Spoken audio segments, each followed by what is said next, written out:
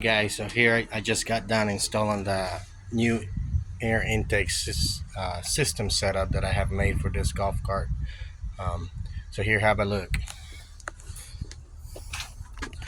So there it is. So air filter, that mount that I made, it bolts up here. I'm missing a nut. I need to get a nut for it.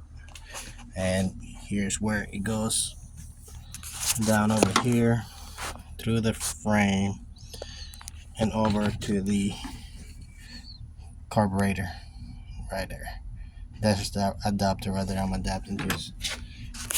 Anyway, so I'm gonna be doing more short little videos of this, kind of sections of things that I do to the golf cart. I'm not gonna put the stuff together on the video. That's gonna take too long. So I just do little short clips of before the install and after the install. That way I can keep track of them a little bit easier.